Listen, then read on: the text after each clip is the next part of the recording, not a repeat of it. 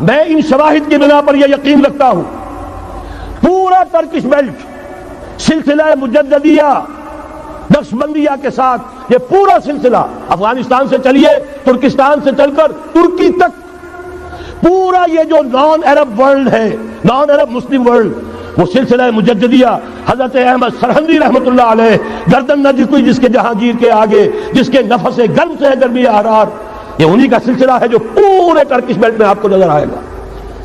پھر شاہ ولی اللہ جیسا مفکر. بہرحال یہ تمام شواہد ہیں اور میرے لیے تو سب سے بڑے شواہد جو ہے اب وہ احادیث دیکھیے جو حضور نے بیان فرمائی.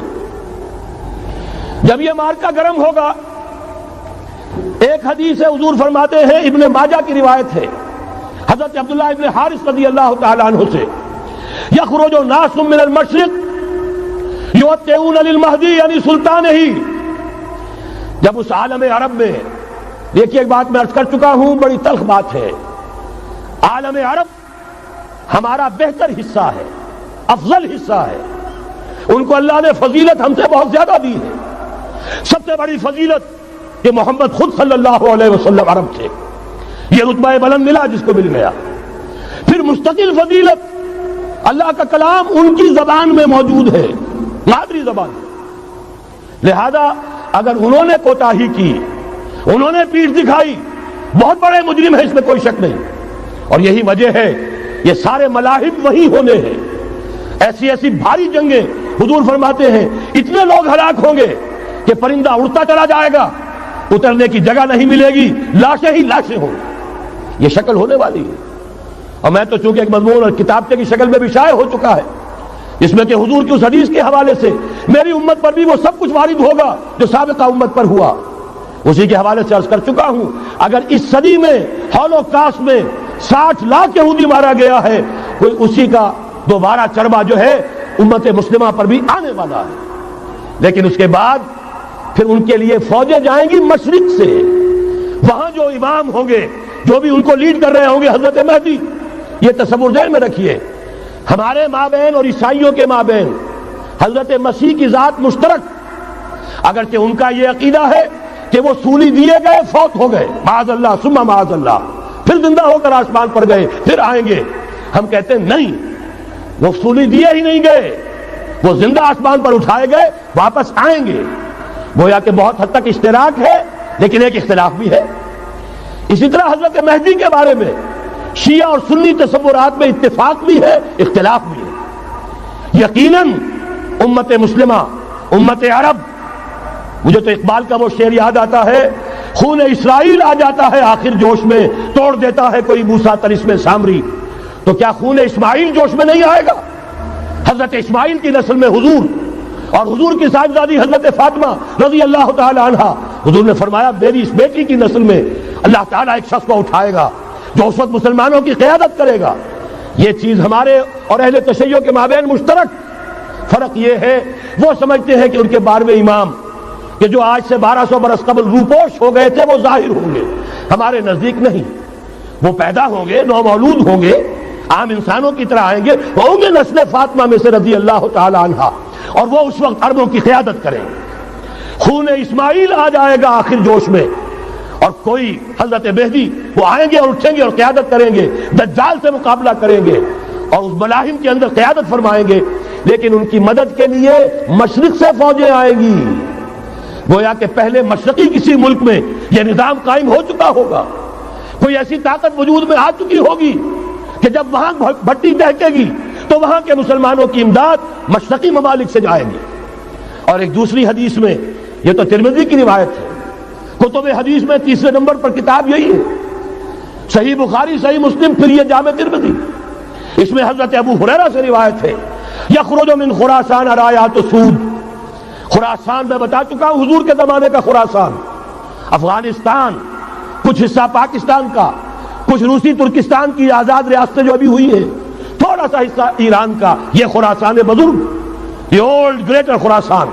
یہاں سے فوجیں چلیں گی سیاہ علم برآمد ہوں گے اور کوئی طاقت انہیں روک نہ سکے گی ان کا منہ پھیر نہ سکے گی یہاں تک کہ وہ ایلیا حضور کے زمانے میں یروشلم کا نام تھا یہاں تک کہ ایلیا میں جا کر نصب ہو جائے. گویا کہ یہ جو ہمارے ہاتھ سے نکلا ہے قبضے سے پہلے بھی عربوں کے ہاتھوں سے نکلا تھا بیت المقدس یروشلم، عرب واپس نہیں لے سکے تھے، کرد خون صلاح الدین ایوبی اس نے واپس لیا، عربوں میں دم نہیں رہا تھا، عیاشیوں کی وجہ سے کھوکھلے ہو چکے تھے۔ میں تجھ کو بتاتا ہوں تقدیر امم کیا ہے، شمشیر و ثنا اول، طاؤس و رباب آخر۔ یہی وجہ ہے کہ تقریباً 20 صدی کے بعد ان کی حکومت ختم، آشمارا حق بود در خون بھارت برزمین بر زوال ملک مستعصم امیر المومنین۔ یہ ہوا کہ نہیں ہوا؟ جبکہ آئے ہیں تاتاری ہورس، اور جنہوں نے کہ آخری خلیفہ بنو عباس اسے محل میں سے نکالا ایک کھال کے اندر لپیٹ کر اور اپنے گھوڑوں کے سوؤں تلے کچل دیا۔ عرب معزول کر دیے گئے تھے، لیکن اب دوبارہ عربوں کو جب سہارا ملا ہے، لیکن اب بھی انہوں نے کہیں اسلام قائم نہیں کیا۔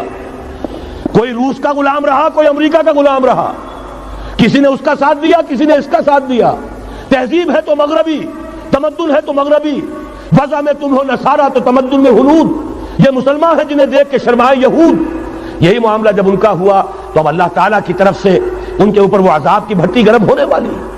لیکن اس کے بعد پھر یہاں سے جائیں گے وہ جو ان کی مدد کریں گے، اور یہ ایلیا کو واپس لینے والے، یہ مشرق سے چلنے والے لشکر ہوں گے۔ یہ دو حدیثیں ابھی سن لیجئے، اور تیسری حدیث یہ ہے، حضور نے فرمایا، یہ سنن نسائی کی روایت ہے، قال رسول اللہ صلی اللہ علیہ وسلم عصابتان من امتی احمدهم اللہ من النار احرزهم اللہ من النار، میری امت کے دو لشکر ایسے ہوں گے جنہیں اللہ نے آگ سے نجات دے دی ہے، پہلے ہی سے ڈکلیئرڈ ہے۔ عصابت تغزو الہند، ایک لشکر کے جو ہند پر حملہ آور ہوگا، وعصابت تکون مع عیسیٰ ابن مریم علیہ السلام، اور دوسرا لشکر وہ ہے جو حضرت عیسیٰ کے ساتھ جا کر اور ان کے ساتھ مل کر یہودیوں کے خلاف جنگ کرے گا۔ میں اس حدیث کا جو مطلب سمجھتا ہوں واللہ عالم، یہ اسی علاقے میں جب انقلاب آ جائے گا، یہ علاقہ خراسان اور پاکستان، جب یہاں نظام خلافت قائم ہوگا، یہاں سے اسلام کی توسیع ہوگی، اور یہاں سے جانب مشرق ہند اور جانب مغرب یہ جو یہودیوں کا سیلاب آ رہا ہے، ان دونوں کا مقابلہ کرنے کے لیے انشاءاللہ العزیز، ورنہ یہ عصابتان جو ہے ایک حدیث میں جمع کرنے کی کوئی اور حکمت ہو نہیں سکتی، ورنہ تو ہندوستان پہ کئی لشکر آئے ہیں، لیکن یہ کہ در حقیقت اسی وقت جبکہ عالم عرب میں وہ بھٹی دہکے گی، اسی وقت یہاں انقلاب آ چکا ہوگا۔ ایک طرف یہاں سے مدد کے لیے لشکر جائیں گے کہ جو مسلمان عرب جو ہے ان کی مدد کریں گے، حضرت مہدی کے جھنڈے تلے لڑیں گے، حضرت مہدی کی حکومت کو مستحکم کریں گے، یؤتون للمہدی، دوسری طرف وہ ہندوستان کی طرف پیش قدمی کریں گے، اور یہیں سے جیسے اس وقت سیلاب نکلا تھا جزیرہ نما عرب سے، ایک داہنی طرف ایک بائیں طرف، ایران، افغانستان، ترکستان، ادھر مصر، لیبیا، الجزائر، مراکش، موریتانیہ، اسی طریقے سے انشاءاللہ اسی علاقے سے اس کا آغاز ہوگا اور بات آگے بڑھے گی۔ تو غرض اثر حاصل کیا ہے؟ یہ ہونا ہے، پچھلے آثار ثابت کر رہے ہیں کہ ہونا ہے، حضور کی احادیث بتا رہی ہے کہ یہی سے ہونا ہے۔ ہوا صرف یہ ہے ہم بھٹک گئے، ہمیں اپنی منزل یاد نہ رہی۔ میں تو بہرحال ان لوگوں میں سے ہوں جنہوں نے نعرے لگائے تھے پاکستان کا مطلب کیا، لا الہ الا اللہ۔ میں سن 46 میں یہاں حبیبیہ ہال میں قائد اعظم نے مسلم اسٹوڈنٹ فیڈریشن کے جس اجلاس کو خطاب کیا تھا، ضلع حصار سے جو 2 ڈیلیگیٹ آئے تھے ان میں سے ایک میں تھا۔ میں نے بہرحال اس تحریک میں بھی حصہ لیا ہے، ایک ننھے کارکن کی حیثیت سے لیا ہے، پھر حالات کو بدلتے اپنے آنکھوں سے دیکھا ہے، ہم کہاں سے کہاں جا پہنچے ہیں۔ ضرورت صرف اس بات کی ہے کہ آج ہمارا حال یہ ہے، ہماری قیادت، ہماری سیاست ان لوگوں کے ہاتھ میں ہے کہ وہ فریب خوردہ شاہی کے پلاح و کرکسوں میں اسے کیا خبر کہ کیا ہے، تب وہ تاب جاویدانہ، ان کی تہذیب مغربی، ان کی ذہنیت مغربی، ان کی وضاقتہ مغربی، ان کا تمدن مغربی، ان کی سوچ مغربی، ان کے سارے اطوار مغربی۔ لہذا در حقیقت ایک تو یہ کہ ان سے چھٹکارا پانا، اور دوسرے یہ کہ در حقیقت مغرب کی تمام طاقتوں کو للکارنے کے لیے اس قوم کے اندر سے جذبہ ایمان، جذبہ جہاد کو برآمد کرنا، یہ 2 کام ہیں جو کرنے ہیں۔ اور اگر ہم یہ کر لیں گے، جیسا کہ میں نے آیت آپ کو سنائی تھی، اللہ کا کوئی وعدہ غیر مشروط نہیں، ایمان اور عمل صالح، ایمان اور جہاد، یہ وعدے پورے کرو گے تو اللہ کا وعدہ بھی پورا ہوگا۔ لیکن ظاہر بات ہے جیسے یہودیوں نے یورپ کو فتح کیا اور آج وہ مغرب یہودیوں ہی کے زیر اثر ہمیں فتح کرنے پر تلا ہوا ہے۔ آج نوٹ کیجئے، جس طرح 3 اطراف سے یہودیوں نے حملہ کیا یورپ پر، میں اس کا تذکرہ کر چکا ہوں، آج ہم پر بھی اسی طرح کا 3 pronged اٹیک ہے۔ نمبر 1، ایٹمی دانت نہ نکلنے پائیں اس قوم کے، رول بیک کرانے کے لیے خاموش ڈپلومیسی، اس کے ہتھ کنڈے، کہیں ان میں طاقت نہ ہو جائے، کہیں یہ چیلنج کرنے کی پوزیشن میں نہ آ جائیں، اپنے پاس ایٹمک ہتھیاروں کے انبار ہوں، لیکن کسی مسلمان ملک کے پاس آ گیا تو وہ اسلامک بام بن جائے گا۔ اگر وہ اسرائیل کے پاس ہے کوئی حرج نہیں، لیکن پاکستان کے پاس کسی صورت میں ہتھیار نہیں ہونا چاہیے۔ کمزور رکھو، ہمارے دستے نگر رہے، ہماری ہی مرضی پر، ہمارے چشم ابرو کے اشارے پر حرکت کریں۔ نمبر 2، اباحیت، بے حیائی، عریانی، فحاشی، اس کا سیلاب، اور سب سے بڑھ کر خاندانی نظام کو برباد کرنے کے لیے یہ بہبود آبادی کا پروگرام۔ اور دیکھیے جادو وہ جو سر چڑھ کر بولے، مسلمانوں کے ہاتھوں کرا رہے ہیں۔ قاہرہ میں کانفرنس کرائی ہے ایک مسلمان ملک میں، اور یہ کہ اس کو آرگنائز کرنے والی ایک پاکستانی مسلمان عورت۔ یہ ہے در حقیقت کہ وہ لوگ اگر کرنا بھی چاہتے ہیں تو اس کا الزام بھی براہ راست اپنے اوپر نہیں، بلکہ یہ کہ خود کوئی مسلمان ہو جو یہ کام کرے۔ اب جو سیلاب آئے گا، جس کے لیے مدد بھی دی جا رہی ہے، اس سے ہمارے سارے بندے حیا ٹوٹ کر رہ جائیں گے، خاندانی نظام درم برم ہو کر رہ جائے گا۔ جو ابھی تک اللہ کا شکر ہے کہ ہمارے ملک کے اندر انٹیکٹ ہے کچھ اوپر کا طبقہ جو بالکل ہی مغربی تہذیب میں رنگا گیا ہے، ورنہ ہمارے ہاں خاندان کا نظام ابھی انٹیکٹ ہے۔ لیکن یہ کہ یہ سیلاب بھی بڑی شدت سے آ رہا ہے، یہ چیزیں بیک وقت کیوں ہو رہی ہیں؟ اور تیسرا اور سب سے زیادہ سٹل وار، سب سے زیادہ یوں سمجھیے کہ جو لطیف، جو کہ ایک طرح کا احسان جتایا جا رہا ہے، ڈالروں کی اب یلغار۔ اب یہاں پر امریکی سرمایہ، ڈالر چاہے مشرق سے آئے چاہے مغرب سے آئے، وہ یہودیوں کا اعلی کار ہے۔ آپ نے اگر $1 نوٹ کا اگر کبھی نقشہ دیکھا ہو، اس کے اوپر جو سگنیا بنا ہوا ہے، جو نشان ہے، وہ کیا ہے؟ پیرامڈ، احرام مصر۔ یہ کن کے لیے اہمیت رکھتے ہیں؟ ہزارہا یہودیوں کا خون اور ان کی ہڈیاں ان پیرامڈز کے تلے دبی ہوئی۔ جب یہ احرام بنائے گئے تھے، یہ یہودی وہاں غلامی کے دور میں تھے، بیگار ان سے لی جا رہی تھی، بڑے بڑے پتھر جب گرتے تھے تو پسنے والے یہودی ہوتے تھے۔ یہ ان کی اپنی جیسے ہولوکاسٹ، جیسے انہوں نے اس کو اپنا سمبل بنایا ہوا ہے، اسی طریقے سے پیرامڈ، مصر کا پیرامڈ، یہ گویا کہ ان کے اس زوال کا ایک نشان ہے، اور اس پر ایک آنکھ بنی ہوئی ہے، ایک آنکھ، کانے دجال کی آنکھ، وہ دیکھ رہی ہے۔ عجیب ہے یہ سمبل۔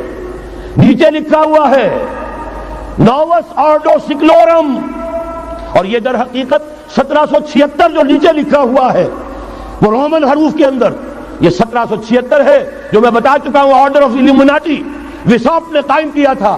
عام دنیا یہ سمجھتی ہے کہ شاید یہ امریکہ کا یوم آزادی ہے، سن آزادی ہے۔ 1 مئی اس آرڈر آف ایلومیناٹی کی تاسیس 1 مئی کو ہوئی ہے۔ یہ 1 مئی جو منایا جاتا ہے، دھوکہ یہ دیا گیا ہے کہ یہ شکاگو کے جو مزدور ہیں ان کی یادگار ہے۔ حقیقت میں یہ 1 مئی اور 1776 آرڈر آف دی ایلومیناٹی کی تاسیس کی تاریخ ہے۔ یہ تمام معاملہ سمجھ لیجئے۔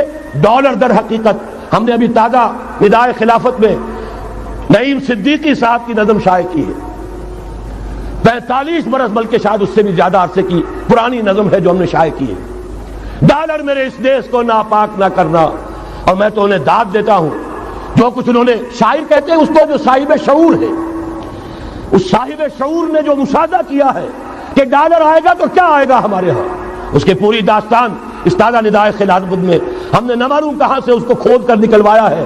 ہم ان کا احسان مانتے ہیں کہ انہوں نے اپنی پرانی نظم، اب ان کی جماعت تو سب بھول بھال گئی ان چیزوں کو، اس لیے وہ اسے تج کر باہر بھی اب آ گئے۔ بہرحال ہمیں تو ان کی ایک ایک چیز جو ہے، مجھے تو وہ شعر آج کا اگر آپ نے جنگ کا میرا کالم پڑھا ہو، میری تو فکر کے اندر رچ بس گیا ہے۔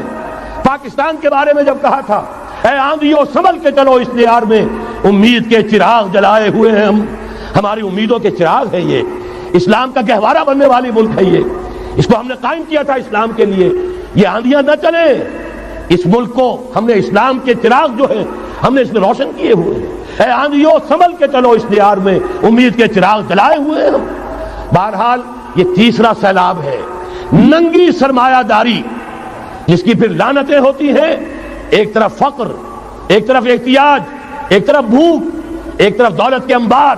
پہلے بھی ہمارے ہاں فرق کم نہیں ہے، لیکن اب جو ہوگا اگر یہ بات پوری ہو گئی تو وہ ننگی سرمایہ داری، اور سرمایہ داری ہی در حقیقت یہود کا سب سے بڑا ہتھ کنڈا ہے. یہ بینکنگ کا نظام، یہ سارا کا سارا سودی نظام، یہ IMF، یہ ورلڈ بینک، یہی تو ان کے سب سے بڑے ادارے ہیں. تو واقعہ یہ ہے کہ تین طرف سے ہم پر حملہ ہو رہا ہے. اور یہ سود کے بارے میں کیا کہا تھا اقبال نے؟ اضربا آخر جمی زائد فتن، اس سود کے ام الخبائث کے پیٹ سے سوائے فتنوں کے اور کیا برآمد ہو سکتا ہے؟ کس ندانت لذت قرض حسن، کسی کو قرض حسنہ کی لذت یاد نہیں رہی. بغیر سود کے قرض دو. تمہارے پاس فاضل رکھا ہوا ہے، کسی بھائی کو دو کہ وہ اپنی معاشی گاڑی کا پہیہ چلا لے، پھر اصل واپس لے لینا. اگر اتنی ہمت نہیں ہے کہ ان تصدقوا فهو خیر لکم، صدقہ ہی کر دو تو سب سے اچھا ہے، دے ہی ڈالو اپنا فاضل سرمایہ. یسألونک ماذا ينفقون قل العفو، مت رکھو اپنے پاس، یہ گندگی ہے. لیکن اگر بڑے ہی کم ہمت ہو تو کم سے کم قرض حسنہ دو، اپنی اصل رقم واپس لینا. کس ندانت لذت قرض حسن، اضربا جاں تیرا دل چو خشت و سنگ. اس لیے کہ سود کے ذریعے سے انسان کے اندر تاریکی پھیل جاتی ہے، دل جو ہے اینٹ کے مانند، پتھر کے مانند سخت ہو جاتا ہے، کٹھور. ثم قست قلوبکم فہی کالحجارۃ او اشد قسوۃ. آدمی درندہ بے دندان و چنگ، اور انسان بغیر اس کے کہ بھیڑیوں والے دانت ہوں اور بھیڑیوں والے پنجے ہوں، بھیڑیا بن جاتا ہے. بہرحال اب کرنے کا کام کیا ہے اس کو سمجھیے. اس پوری صورتحال کا میں نے آپ کے سامنے نقشہ پیش کر دیا. ایک طرف مغرب سے نیو ورلڈ آرڈر، جو جیو ورلڈ آرڈر ہے، اس وقت کی سپریم پاور آن ارتھ، امریکہ کی سرپرستی میں بڑی تیزی کے ساتھ حملہ آور ہے. دوسری طرف وَمَكَرُوا وَمَكَرَ اللَّهُ وَاللَّهُ خَيْرُ الْمَاكِرِينَ، اللہ کو پامردی مومن پہ بھروسہ، ابلیس کو یورپ کی مشینوں کا سہارا. اللہ تعالیٰ نے اسرائیل کا توڑ پاکستان قائم کیا. اللہ تعالیٰ نے اس کے لیے 300 برس کی تاریخ، اس کی تمہید میں مجددین امت یہاں پیدا کیے، یہاں قرارداد مقاصد پاس کرا دی 20ویں صدی عیسوی کے وسط میں، کہ اکبر نام لیتا ہے خدا کا اس زمانے میں. بینک انٹرسٹ کو ربا، سود حرام قرار دیا. یہ سارے شواہد ہیں. اب ضرورت صرف ایک بات کی ہے، ایک زبردست عوامی تحریک اٹھے. یہ عوامی تحریک کیسی ہو؟ نمبر ایک، فرقہ واریت سے بلند ہو. یہ فرقہ واریت جو اس وقت بہت بڑا فتنہ بن گیا ہے، جس کی کشیدگی بڑھتی چلی جا رہی ہے، اس کے اندر اگر ہم قوم کی حیثیت سے اگر ملوث ہوتے چلے گئے، آخری تباہی آ جائے. فرقہ واریت سے بلند، سیاسی کشمکش سے بلند. یہ سیاسی کشاکش، یہ حزب اختلاف، حزب اقتدار، اس سے بلند، اس سے کوئی بحث نہیں، کوئی دلچسپی نہیں. علاقائیت یا لسانی قومیت، اپنے دنیاوی حقوق کی فکر مت کرو، بلکہ آخرت کی فکر کرو، اور یہاں اس کی اصل منزل خلافت کے نظام کی فکر کرو. ان تمام چیزوں کو پورا کرتے ہوئے یہاں پہ نظام خلافت قائم کیا جائے. یہ ہے واحد علاج. اور اسی کے لیے للکارنے کے لیے، اسی کے لیے دعوت دینے کے لیے ہم نے اس تحریک خلافت پاکستان کا آغاز کیا. تنظیم اسلامی نے اپنے لیے ہدف معین کیا ہے، نظام خلافت علی منہاج النبوہ کا قیام، پہلے پاکستان میں اور پھر کل نوع عرصی پر. اب میں چند منٹوں میں آپ کو بتاؤں گا کہ وہ نظام ہے کیا. دیکھیے، اس موضوع پر میں پاکستان کے تقریباً تمام بڑے شہروں میں اکثر جگہ 3 دن 2 گھنٹے کی تقریر کر چکا ہوں. سیاسی نظام کیا ہے، معاشی نظام کیا ہے، سماجی نظام کیا ہے. خلافت اب قائم ہوگی، جو بہرحال 1400 برس قبل کی خلافت اور آج کی خلافت، وقت کے دریا میں بہت سا پانی گزر گیا ہے. اصول وہی کے ہوں گے، فنڈامنٹل وہی کے ہوں گے، تفصیلی خاکہ بنے گا اس زمانے کے تقاضوں کے مطابق. تو میرے وہ تقریریں ویڈیو کی شکل میں، آڈیو کی شکل میں، اردو میں، انگریزی میں، شکاگو میں 20 گھنٹے کا پروگرام پچھلے سال ریکارڈ کرا کے آیا. اللہ کا فضل ہے کہ وہ پھیل رہا ہے معاملہ. اب مغرب میں اذان خلافت بلند ہو رہی ہے، اس کا تذکرہ میں بعد میں کروں گا. بہرحال وہ تو تفصیلی بات ہے یہاں میں چند منٹوں میں صرف الجبرا کے اصولوں کی طرح چند باتیں بتا رہا ہوں. جو بھی آپ کا آج نظام ہے 3 شرطیں پوری کر دیجئے وہ خلافت بن جائے گا سیاسی اور دستوری اعتبار سے. نمبر 1 حاکمیت اللہ کی، اور اللہ کا شکر ہے یہ ہم کر چکے. اللہ جزائے خیر دے جنہوں نے محنت کی تھی، اللہ جزائے خیر دے جنہوں نے وہ تحریک اٹھائی تھی مطالبہ دستور اسلامی، اور پھر جنہوں نے مدد کی تھی، اللہ تعالیٰ انہیں جزائے خیر دے. بہرحال وہ اب ہمارے دستور کا حصہ ہے. حاکمیت اللہ کی. البتہ اگلا قدم ہم آج تک نہیں اٹھا سکے. اس حاکمیت کا ظہور کیسے ہوگا؟ آپ کے دستور میں یہ طے کر دیا جائے کتاب و سنت ہر شے سے بالا تر ہے، دستور سے بھی بالا، عدالتی قوانین سے بالا، پارلیمنٹ سے بالا، سینٹ سے بالا، صدر سے بالا، سپریم کورٹ سے بالا، ہائی کورٹ سے بالا، ہر شے سے بالا کتاب و سنت. جب تک یہ نہیں ہوتا قرارداد مقاصد کی حیثیت ایسی ہے کہ جیسے آپ سینما ہال کے اوپر آگے جو ہے قرآن مجید کا کوئی کتبہ لگا دے، اس کے سوا کچھ نہیں. یہ بھی غنیمت ہے کہ قرارداد مقاصد پاس ہوئی. اصل شرط یہ ہے کتاب و سنت کی ٹوٹل بالادستی. اور یہ بڑی کڑوی گولی ہے. عوامی تحریک جب تک نہیں چلے گی، لوگ جب تک اپنی خون کی ندیاں نہیں بہا دیں گے، یہ کڑوی گولی حلق سے اترنے والی نہیں. یہ IJI کی حکومت میں نہیں اتری، اسلام کے نام پر اقتدار میں آئے، اسلام کے نام پر ISI نے IJI بنوائی، اسلام کے نام پر انہیں ووٹ ملے، 2/3 کی اکثریت ملی. اس کے باوجود شریعت کی بالادستی کا ایکٹ، شریعت کی بالادستی کی دستور کے اندر ترمیم پاس نہیں کرائی گئی. معلوم ہوا اوپر زبردست کا ٹھینگا ہے. امریکہ کے سب پرستار ہیں، سب ڈرتے ہیں، سب کے لیے سب کو نظر آتا ہے بالآخر جو ہے اسی کے پاس جانا ہوگا، چاہے وہ نواز شریف ہو اور چاہے وہ بے نظیر ہو. ایک کھلم کھلا ہے، اور اب تو میں کہتا ہوں نواز شریف بھی کھلم کھلا ہے. آج کے اس دور میں انہوں نے اسلام کا نام کبھی نہیں لیا، اس سے تو بالکل تائب. بس صرف فرق یہ رہ گیا ہے بے نظیر کھلم کھلا بھی مذاق اڑا لیتی ہے اسلامی صداؤں کا، اسلامی قوانین کا. یہ اس پر ذرا خاموش ہے. لیکن یہ کہ اپنی تحریک میں ہمارے بہت سے جو سیاسی قائدین ہیں مسلمانوں کے، کتنے بیانات آپ نے پڑھے ہوں گے، ذرا اسلام کا نام لے دیں ہم ساتھ ہو جائیں گے. مولانا سمیع الحق صاحب کا بیان آیا، ذرا اسلام کی بات کرے تو ہمارے اور بہت سے علماء اور ہمارے طارق صاحب جو ہے انہوں نے بھی کہا کہ میں ہم ساتھ آ جائیں گے. لیکن یہ کہ بڑا پکا ثابت ہوا نواز شریف اسلام کا نام نہیں لیا. یہ بات جان لیجئے، یہ اس کے بغیر، قربانی کے بغیر اصل یہی منزل ہے، اصل کٹھن یہی ہے. یہ کتاب و سنت کی بالادستی، اس کو قبول کرنا، اختیار کرنا، یہ بغیر عوامی تحریک کے، بغیر قربانیوں کے ممکن نہیں ہوگا. بہرحال دوسری بات یہ، اور تیسری بات، کسی غیر مسلم کو نظام خلافت میں قانون سازی میں شریک نہیں کیا جا سکتا. جس قانون کی بنیاد کتاب و سنت، جو نہ کتاب کو مانے نہ سنت کو مانے، اس کا اس ملک کی قانون ساز اسمبلی میں جانے کا مطلب کیا ہے؟ ان کی علیحدہ اسمبلیاں ہوں، ان کے جو حقوق ہیں مائنورٹیز کی حیثیت سے ان کی گارنٹی دی جائے، ان کی جان، مال، عزت، آبرو کا پورا تحفظ، ان کی پوری مذہبی آزادی، ان کی عبادت گاہوں کی پوری ضمانت، ان کی حفاظت کی، ان کا پرسنل لا ہو، سب کچھ ہوگا. قانون سازی میں غیر مسلم شریک نہیں ہو سکتا. نظام خلافت کی اعلیٰ ترین سطح کی پالیسی بنانے میں غیر مسلم شریک نہیں ہو سکتا. یہ معاملات ہمیں، یہ کڑوی گولیاں ہیں، لیکن صرف 3 گولیاں ہضم کر لیجئے، یہ نظام خلافت کا نظام بن جائے گا. البتہ چوتھی بات اور عرض کر دوں، وہ کہتا ہوں بہتر ہے کہ اس پارلیمانی نظام کی لعنت جو انگریزوں کی وراثت کے طور پر ہمیں ملی ہے، اسے چھوڑ کر صدارتی نظام اختیار کیا جائے. وہ صدارتی نظام جو نظام خلافت سے قریب تر ہے، انہوں نے ہم سے لیا ہے. اقبال نے کہا ہے، ہر کو جا بینی جہاں رنگ و بو، زاں کے از خاکش برو یا دارزو، یا نور مصطفیٰ اورا بہاش، یا ہنوز اندر تلاش مصطفیٰ. اگر کوئی اچھائی ان کے پاس ہے وہ نور مصطفیٰ سے مانگی ہوئی ہے. یہ خلافت کے نظام کا چربہ ہے.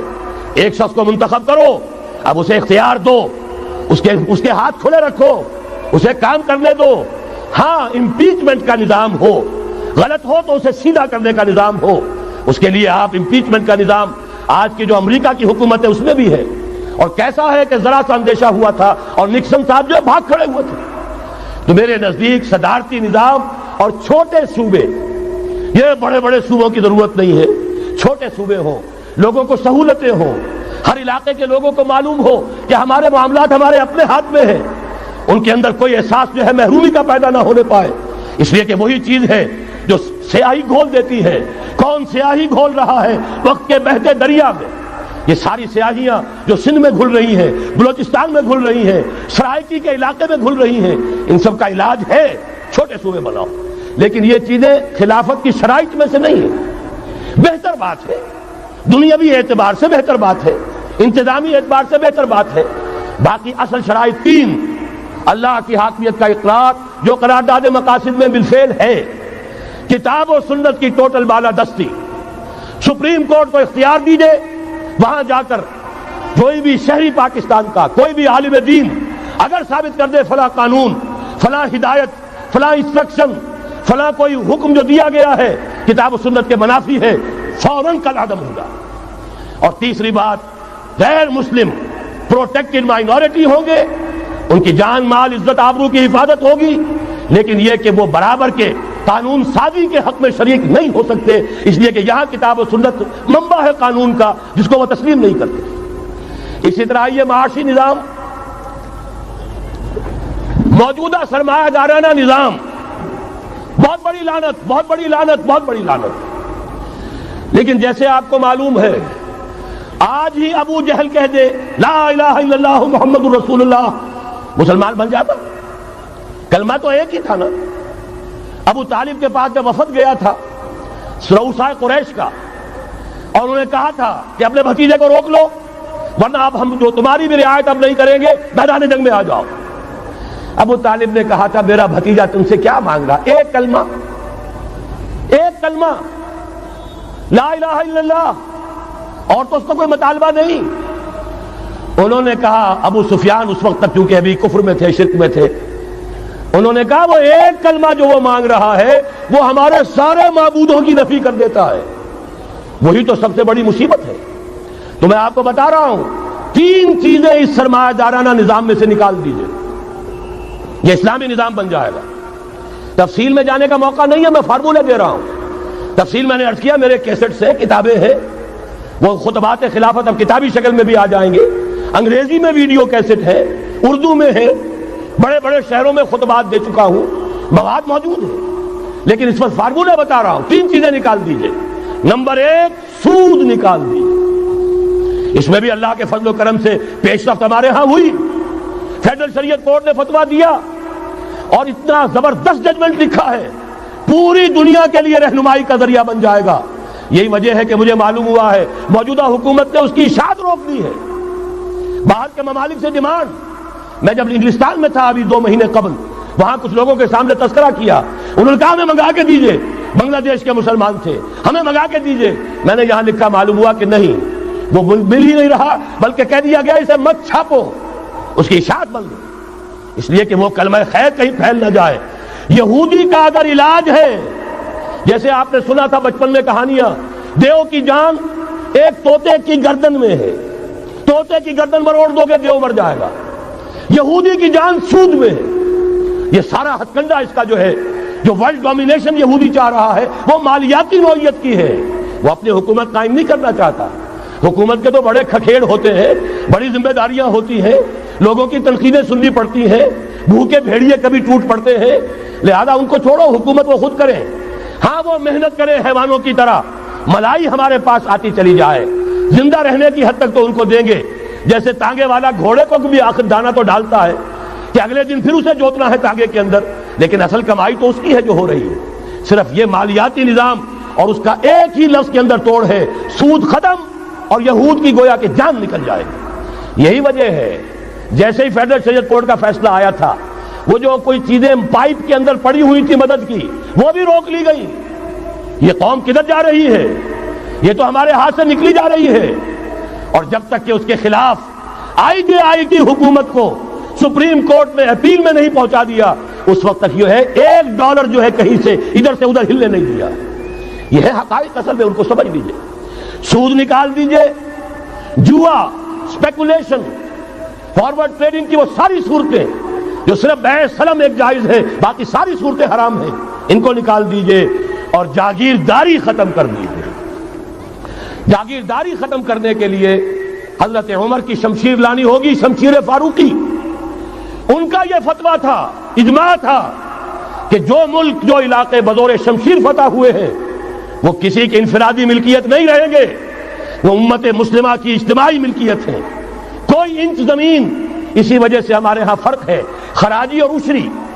عشری زمین ملکیت ہی ہوتی ہے، اس میں سے ایک مسلمان جس کی ملکیتی زمین ہے اس کا وہ 10واں حصہ یا 20واں حصہ پیداوار کا دے کر فارغ، اور جو خراجی زمین ہوتی ہے وہ کسی کی ملکیتی نہیں ہوتی، وہ تو مسلمانوں کی ہے، نظام خلافت کی ہے۔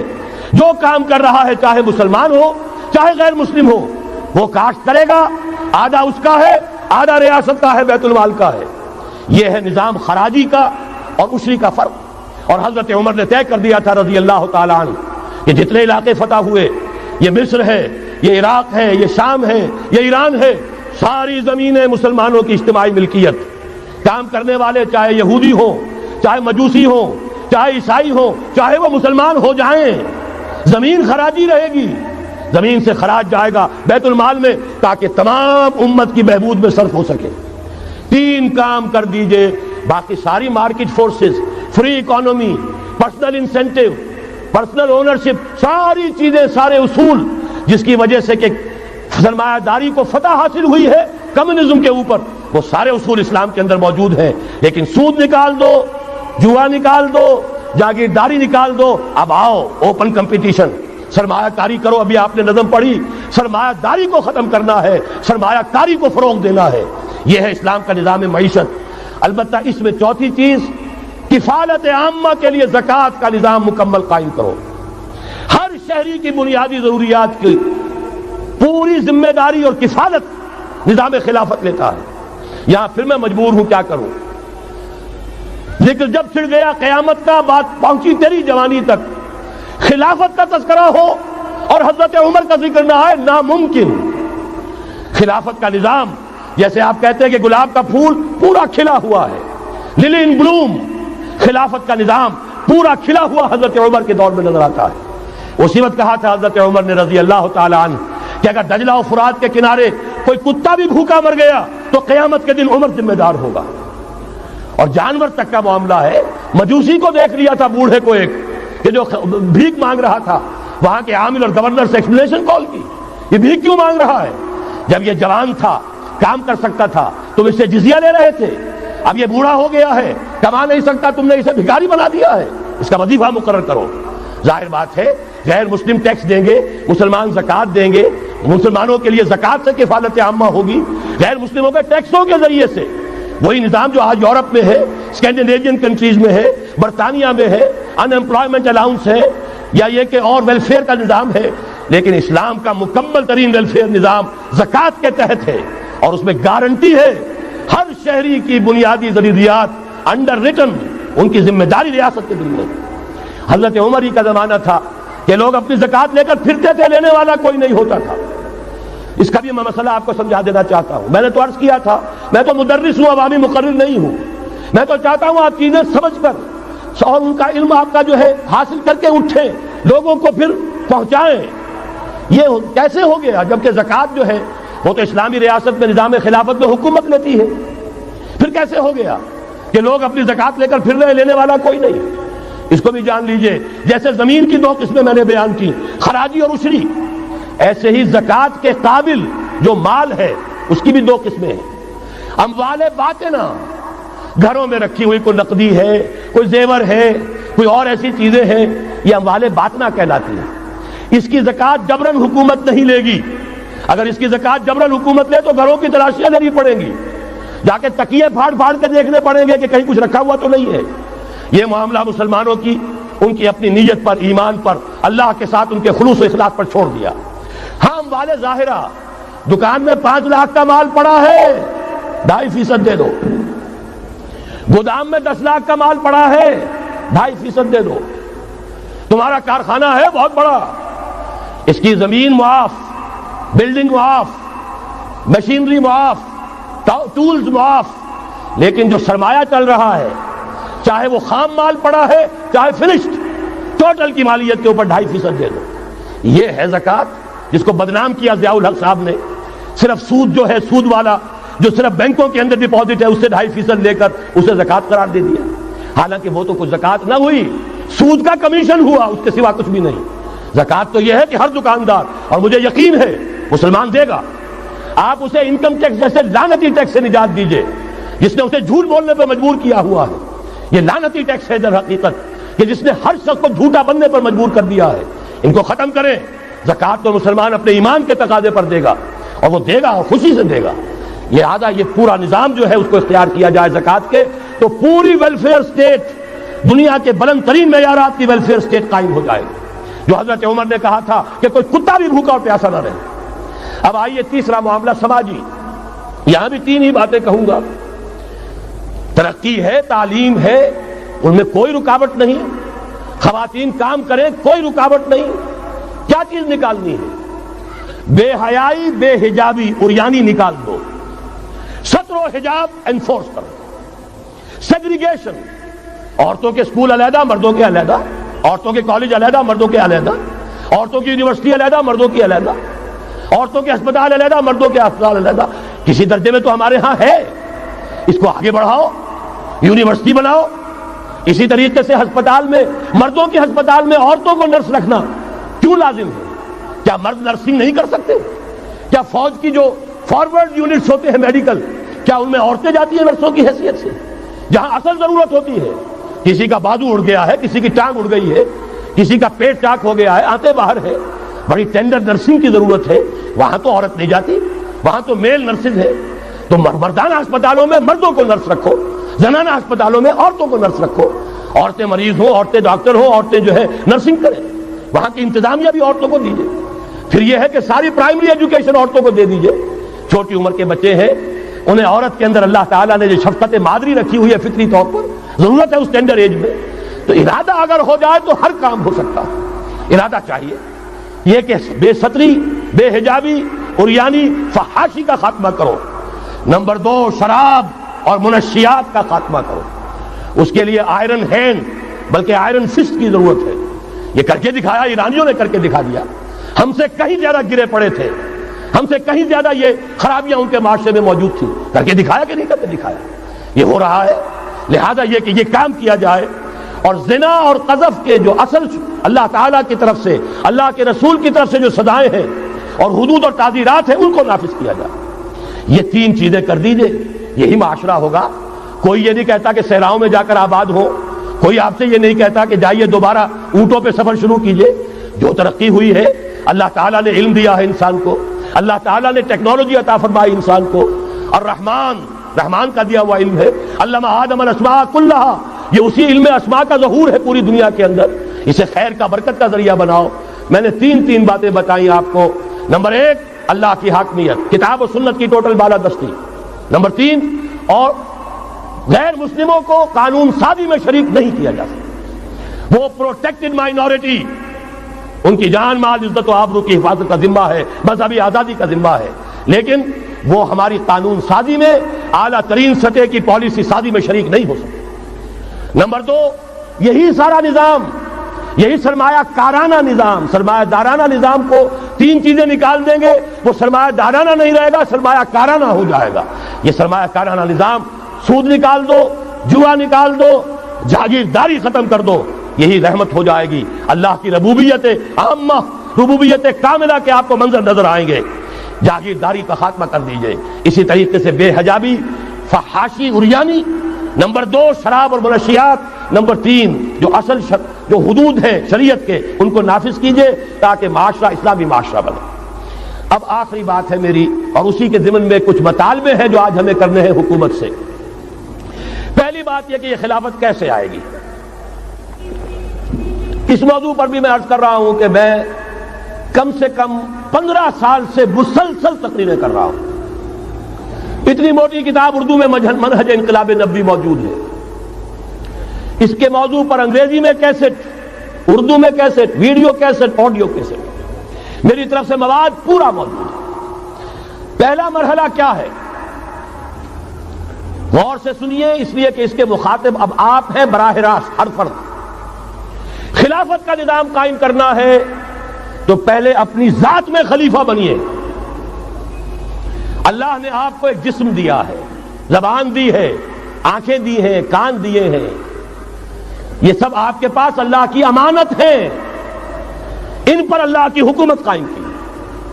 اپنے وجود پر اپنے گھر میں خلافت قائم کیجئے، آپ خلیفہ بن جائیں، آپ نظام اللہ کا نافذ کریں اپنے ذات پر، اپنے وجود پر، اپنے گھر میں، اور ساتھ ہی انفرادی سطح پر طے کر لیجئے سورہ حدید کی آیت نمبر 7، آمنوا باللہ ورسولہ وانفقوا مما جعلکم مستخلفین فیہ۔ جس چیز میں اللہ نے تمہیں خلافت عطا کی ہے، دولت دی ہے، مال دیا ہے، جائیداد دی ہے، اولاد دی ہے، ذہانت دی ہے، فطانت دی ہے، خطابت دی ہے، جو دیا ہے لگا دو، کھپا دو، خرچ کر دو اللہ کے دین کے لیے۔ یہ ہے پہلی خلافت۔ اپنے وجود پر اللہ کی حکومت قائم کرو، اپنے گھر میں اللہ کی حکومت قائم کرو، اپنی معاشرت اسلامی بناؤ، اپنے معاش کو اسلامی بناؤ، اور جو کچھ اللہ نے دیا ہے، جسم و جان کی توانائیاں ہوں، صلاحیتیں ہوں، قوتیں ہوں، مال ہو، اولاد ہو، لگا دو، کھپا دو، صرف کر دو اللہ تعالیٰ کے دین کے غلبے کے لیے۔ یہ ہے انفرادی خلافت۔ جان لیجئے جب تک افراد اس خلافت کا حق ادا نہیں کریں گے، اجتماعی خلافت کبھی نہیں آئے گی۔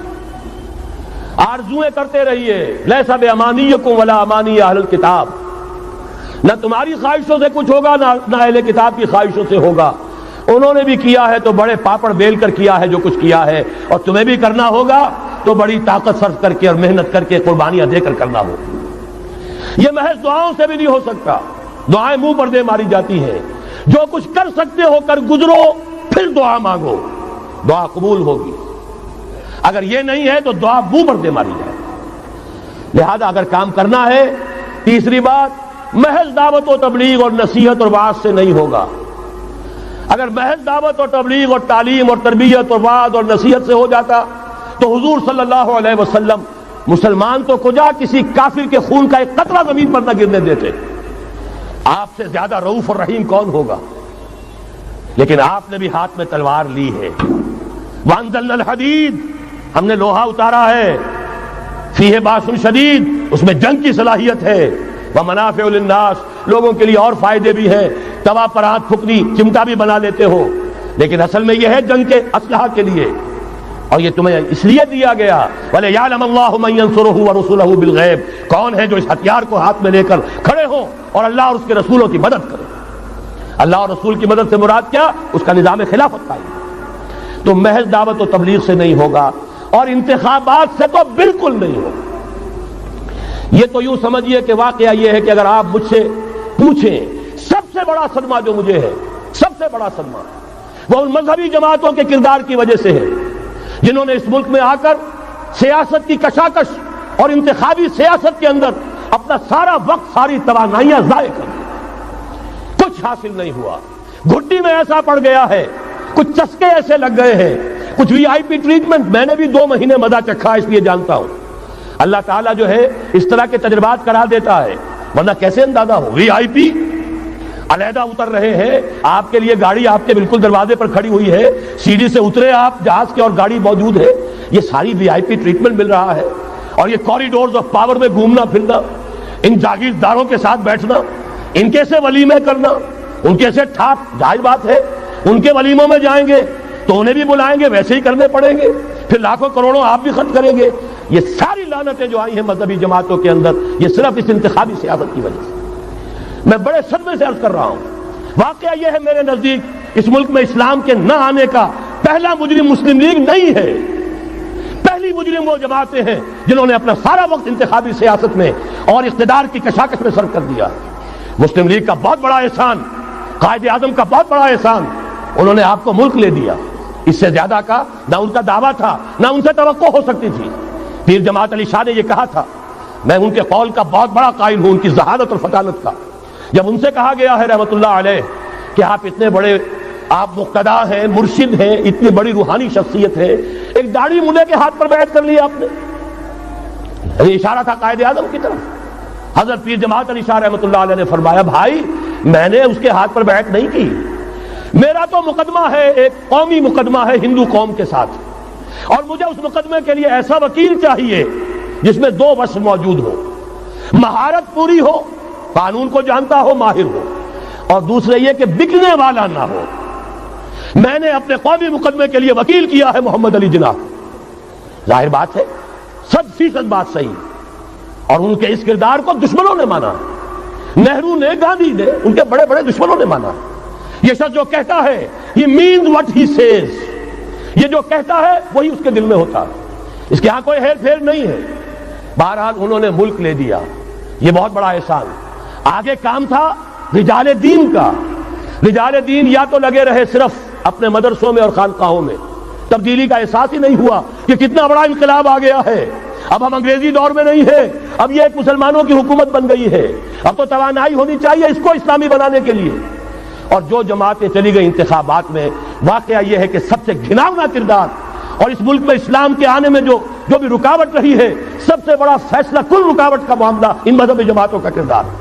اس سے ہٹ کر کیا کرنا ہے، میں نے عرض کیا پہلے، اور یہ میں آپ سے کہہ رہا ہوں، خدا کے لیے سوچئے، آج کی رات جا کر سوچئے، خلیفہ بننا ہے اپنی ذات میں، اپنے وجود پر خلافت قائم کیجئے، اپنے گھر میں خلافت قائم کیجئے، توبہ کیجئے اللہ کی جناب میں، یا ایھا الذین آمنوا توبوا الی اللہ توبۃ نصوحا، بڑے خلوص کے ساتھ توبہ کیجئے، اپنی معاشرت کو، معیشت کو درست کیجئے، اور یہ کہ اپنا تن من دھن، ان صلاتی و نسکی و محیای و مماتی للہ رب العالمین، اس کا فیصلہ کیجئے۔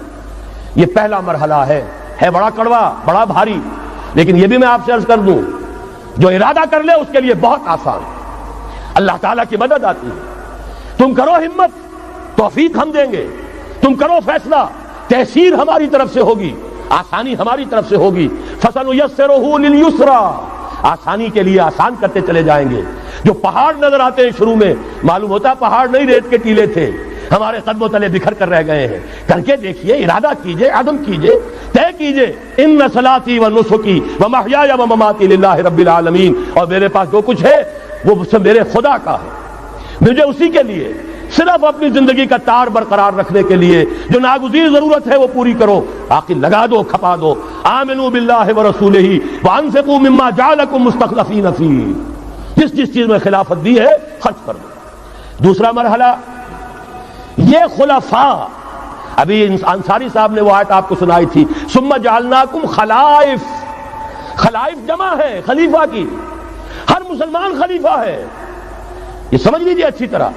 وہ تو صرف یہ ہے کہ جیسے یہ جو کافرانہ نظام ہے جمہوریت کا، جو مادہ پرستانہ انسانی حاکمیت کی بنیاد پر، اس میں بھی ہر شہری حاکم ہوتا ہے، اپنے ووٹ کے ذریعے سے وہ اپنی حاکمیت کا اختیار منتقل کرتا ہے، وہ نمائندہ بن کر آتا ہے، گویا کہ انہوں نے اپنی حاکمیت ڈیلیگیٹ کی ہے اس شخص کو، اس صدر کو، چاہے وہ بش تھا اور چاہے وہ کلنٹن ہے، ورنہ حاکمیت تو پاپولر ہے، عوام کی ہے۔ اسلام میں خلافت عوام کی ہے، لیکن عوام مسلمان جو اللہ کو ماننے والے ہیں ان کی خلافت ہے، اور ان کی خلافت پہلے وہ اپنی ذات میں خلیفہ بنیں گے، پھر اپنی خلافت کا ایک حصہ ایک خلیفہ کو منتقل کریں گے۔ جب تک خلافت نہیں ہوتی ایک جماعت کے امیر کو منتقل کریں گے وہی حصہ۔ علیکم بالجماعہ، طاقت بنو، قوت بنو، علیکم بالجماعہ، ید اللہ علی الجماعہ، اللہ کی تائید، اللہ کی نصرت، اللہ کی طرف سے برکت جماعت پر آتی ہے، افراد پر نہیں آتی۔ جمع ہو جاؤ۔ حضرت عمر نے تو جو اثر نقل فرمایا وہ آخری درجے کا ہو سکتا ہے، لا اسلام الا بالجماعہ، ولا جماعہ الا بالامارہ، ولا امارہ الا بالسماع، ولا سماع الا بالاطاعہ۔ اسلام ہے ہی نہیں جماعت کے بغیر، اور جماعت نہیں ہے امارت کے بغیر، امارت بغیر اس کے بغیر نہیں ہو سکتی کہ ان کا حکم سنو، اور سننے کا کچھ حاصل نہیں جب مانو نہ۔ اسی لیے فرمایا آمرکم بخمس، مسلمانوں میں تمہیں 5 باتوں کا حکم دے رہا ہوں، اللہ امرنی بہن، اللہ نے مجھے ان کا حکم دیا ہے، بالجماعت والسمع والطاعت والہجرت والجہاد فی سبیل اللہ۔ تفصیل میں جانے کا موقع نہیں۔ دوسرا مرحلہ جماعت، ہم نے اسی اصول پر تنظیم بنائی، ہم نے اسی لیے اس کی بیعت کا نظام قائم کیا۔ نحن الذین بایعوا محمدا علی الجہاد ما بقینا ابدا، صحابہ کہتے ہیں بایعنا رسول اللہ صلی اللہ علیہ وسلم علی السمع والطاعت فی العسر والیسر والمنشد والمکرہ وعلی حسرۃ علینا وعلی لا ننازع الامر اہلہ وعلی ان نقول بالحق اینما کنا لا نخاف فی اللہ لومۃ لائم۔ پھر صدمے کی بات کہہ رہا ہوں، کوئی مذہبی جماعت سوائے تنظیم اسلامی کے نہیں ہے جس نے اس مسنون طریقے تنظیم کو اختیار کیا ہو۔ اللہ کا شکر ادا کرتے ہوئے کہہ رہا ہوں، تحدیثاً للنعمہ کہہ رہا ہوں، اس بیعت کی سنت کو تازہ کیا ہم نے، جماعت بنائی ہم نے۔ ہمارے ہاں بیعت رہ گئی تھی صرف پیری مریدی کی بیعت، صرف اصلاح نفس کی بیعت۔ اصل بیعت وہ در حقیقت جو مسنون بیعت ہے وہ بیعت جہاد ہے، وہ بیعت جماعت ہے، تاکہ اللہ کے دین کو قائم کرنے کے لیے، خلافت کو برپا کرنے کے لیے اجتماعی جد و جہد کی جا سکے۔ اس کے بعد یہ جماعت کیا کرے گی؟ وَلْتَكُن مِّنكُمْ أُمَّةٌ يَدْعُونَ إِلَى الْخَيْرِ وَيَأْمُرُونَ بِالْمَعْرُوفِ وَيَنْهَوْنَ عَنِ الْمُنكَرِ۔ انتخابات نہیں لڑے گی، کسی کو کندھا دے کر اوپر نہیں پہنچائے گی، پھر اس کی ٹانگ گھسیٹ کر نیچے نہیں گرائے گی۔ یہ دھندے نہیں کرنے، یہ کھیل نہیں کرنے، ادھر جانا ہی نہیں۔ یہ تو ایک ہی تھیلی کے چٹے بٹے، یہ ایک ہی نظام، دونوں امریکہ کے یکساں غلام، دونوں جو ہے اسی سیکولرزم کا دودھ پی کر، سود کا دودھ پی کر کوئی جمع ہوا ہے، اور کوئی جاگیرداری کی گھٹیاں اس کی گھٹی میں پڑی ہوئی ہے، یہ اس کی پیداوار ہے۔ ان میں سے کسی کے ساتھ کوئی خیر نہیں ہے، لیکن یہ ہے کہ الیکشن تو جب بھی کراؤ گے وہی آئیں گے۔ لاکھ آپ تیسری قوت بننے کی امید میں ایئر مارشل اصغر خان بوڑھے ہو گئے، دور اسکار ہوئے، از عمر رفتہ ہوئے۔ اب قاضی حسین احمد صاحب تیسری قوت بننے کی فکر میں آئے تھے، کبھی وہ طاہر القادری صاحب تیسری قوت بننے کی فکر میں آئے تھے۔ جب تک یہاں جاگیردارانہ نظام ہے، کون سی تیسری قوت آ سکتی ہے؟ مت ماری گئی ہے، عقلیں جو ہے بیچ کھائی ہیں، کیا ہوا ہے؟ کبھی تو آخر ہوش آنا چاہیے۔ یہ وہی آئیں گے، ایک لغاری نہیں دوسرا لغاری، ایک مزاری نہیں دوسرا مزاری، یہ تو وہی آئیں گے، انہی کا کھیل ہے۔ ایک بہت بڑا تمندار سر جمال خان لغاری، اس کا پوتا آج ہے آپ کا صدر۔ ایک اور بہت بڑا تمندار، دونوں سر تھے، سر شاہ نواز بھٹو، اس کی پوتی وزیر اعظم۔ یہ تو ان کا جو ہے میوزیکل چیئرز کا گیم ہے۔ تم نے خامخواہ جا کر اپنے آپ کی اپنی عزت کا بھی ڈھیلا کرایا، اپنی جو ہے وہ اوقات ضائع کیے ہیں۔ اس کی بجائے کرنا کیا ہے؟ نہیں عن المنکر، بدی سے روکو۔ جب تک طاقت نہیں ہے کافی، طاقت فراہم کرتے رہو، جمع کرو۔ اعدوا لهم ما استطعتم، اپنی نفری بڑھاؤ، تربیت بڑھاؤ، ایثار اور قربانی کا مادہ بڑھاؤ، نظم کی پابندی کا جذبہ بڑھاؤ، بڑھاتے رہو بڑھاتے رہو۔ با نشہ درویشی در ساز و دما دمزن، چون پختہ شوی خدرا بر سلطنت جمزن۔ جب طاقت کافی ہو جائے اب میدان میں آؤ، للکارو، کہو اب نہیں چلنے دیں گے اس حرام کام کو، نہیں چلنے دیں گے اس ملک میں سود کو، نہیں چلنے دیں گے اس ملک میں جاگیرداری کو، نہیں چلنے دیں گے یہاں بے حیائی اور فحاشی کو۔ گھیراؤ کریں گے، پکیٹنگ کریں گے، کسی کی جان اور مال کو نقصان نہیں پہنچائیں گے، اداروں کا گھیراؤ ہوگا، ان تمام چیزوں کی برائیوں کا استحصال ہوگا۔ پھر گولیاں چلے، سینوں پر کھائیں گے، اللہ وہ دن لائے اور ہمیں اس کے لیے اہل بنائے۔ شہادت ہے مطلوب و مقصود مومن، نہ مال غنیمت نہ کشور کشائی، اس کے سوا کوئی راستہ نہیں ہے۔ اس کے بغیر جو بھی خواب دیکھتا ہے جنت الحمقاء میں رہتا ہے، یا اپنے آپ کو دھوکہ دے رہا ہے، یا دوسروں کو دھوکہ دے رہا ہے، اور کوئی امکان نہیں ہے۔ ایک ہی راستہ ہے۔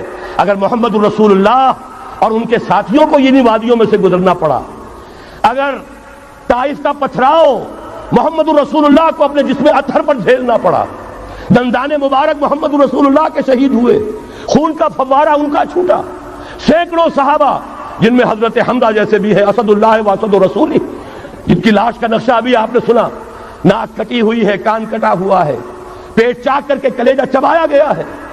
حضور کو جو صدمہ ہوا ہے، مدینے جب واپس گئے ہیں، انصار کے گھروں سے عورتوں کے بین کرنے کی آوازیں آئیں، اس وقت تک حرمت نہیں ہوئی تھی، اور عربوں کا رواج تھا جیسے ہمارے ہاں دیہات میں جس طرح خواتین نوحے کرتی ہیں، بین کرتی ہیں، اس وقت تک وہاں ان کے ہاں بھی رواج تھا، تو وہاں ہو رہا تھا۔ 70 صحابہ شہید ہوئے تھے۔ وہ کوئی ہر شہید کسی کا بیٹا تھا، کسی کا شوہر تھا، کسی کا بھائی تھا، کسی کے ساتھ کوئی اور رشتہ تھا، پورا مدینہ جو ہے ماتم کدا بنا ہوا تھا۔ اس وقت حضور کی زبان سے بھی الفاظ نکل گئے، اما حمزہ تو فلا بواکی لہو، ہائے حمزہ کے لیے تو کوئی رونے والیاں بھی نہیں۔ تب انصار نے اپنے گھروں سے بھیجا خواتین کو حضرت صفیہ رضی اللہ تعالی عنہا کے ہاں، وہاں جاؤ تعزیت کرو۔ یہ ساری وادیاں ہیں جو طے کی ہیں محمد الرسول اللہ والذین معہ۔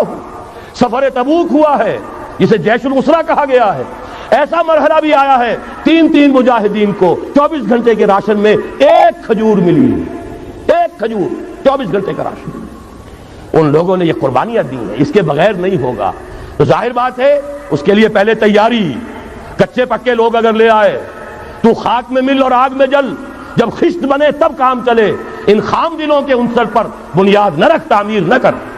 یہ تو پختگا خام ہے جب تک تو ہے مٹی کا ایک انبار، تو پختہ ہو جائے تو ہے شمشیر بے زنہار تو۔